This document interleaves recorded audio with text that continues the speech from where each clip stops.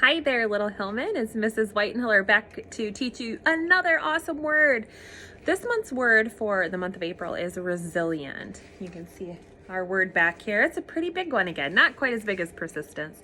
And you can probably see one of our favorite book characters, Pete the cat, kind of peeking in back there. I've got Pete here. Pete is a resilient friend. We're going to learn all about resilience and how Pete is a resilient book character. What does resilience mean? Resilience is bouncing back, giving it a go, trying your best, standing up for yourself, being strong on the inside, and knowing what's best for you. It's not giving up, but also not giving up when things don't go quite our way, and being okay with things not quite going our way all the time. Oftentimes we're faced with challenges and we need to think about, what can I do to get back on track? What could I do to help myself or to change what's happening?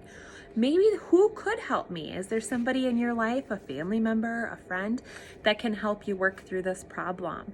What can you learn from this?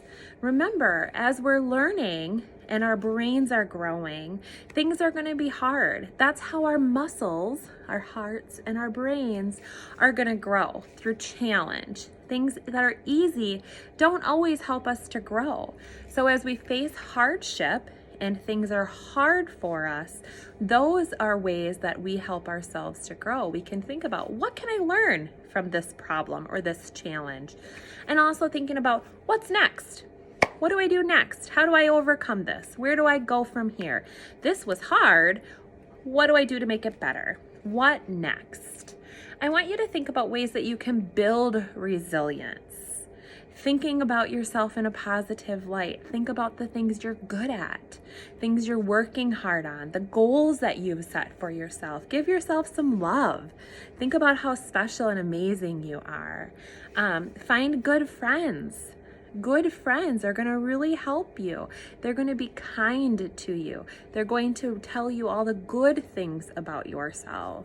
Solve problems on your own. I know that's a hard one. It's so easy to say, hey, mom, dad, teacher, can you help me? But if someone's always doing everything for us, are we learning? No. We need to start trying things on ourselves. Are they going to be hard?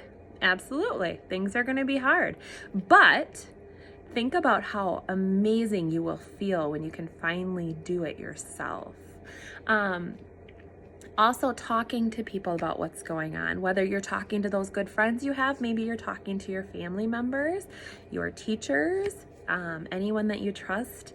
Talk about the problems that you have. Talk about the challenge. Talk about what's wrong, what's going on, what's hard for you, and have them help you set goals for yourself. Thinking about and making a plan for yourself. What are you doing now, and what are you going to do next to make it better? I said I had my friend Pete the cat here, and Pete the cat is very resilient. His first book, Pete the Cat, I Love My White Shoes, is a perfect example of how Pete showed resiliency when problems came up, when things didn't go quite the way he expected. Let's read this awesome story. Pete the Cat, I Love My White Shoes. And this book is by James Dean and Eric Litwin. And look at those fun shoes. Boy, those look like some fun, colorful shoes like I see here at Neil Wilkins. Pete the Cat, I Love My White Shoes. Pete the cat was walking down the street in his brand new white shoes. Pete loved his white shoes so much that he sang this song. I love my white shoes. I love my white shoes. I love my white shoes. Oh no! Pete stepped in a large pile of strawberries. What color will it turn his shoes? Red. Did Pete cry? Goodness, no. He kept walking along, singing his song. I love my red shoes. I love my red shoes. I love my red shoes. Oh no! Pete stepped in a large pile of blueberries. What color did it turn his shoes now? I bet you know. Blue? Did Pete cry? Goodness, no. He kept walking along, singing his song. I love my blue shoes. I love my blue shoes. I love my blue shoes.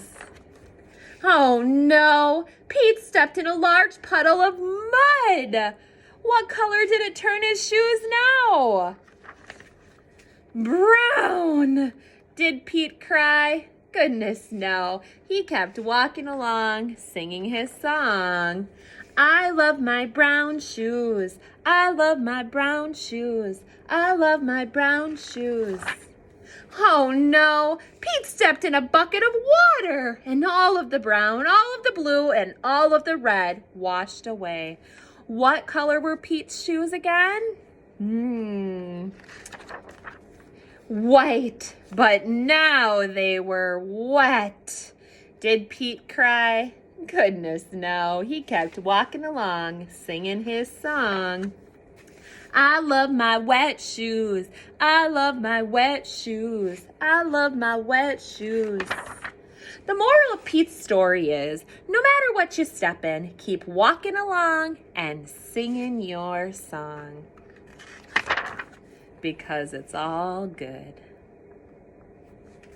Isn't that an awesome story? Pete's one of my favorite book characters.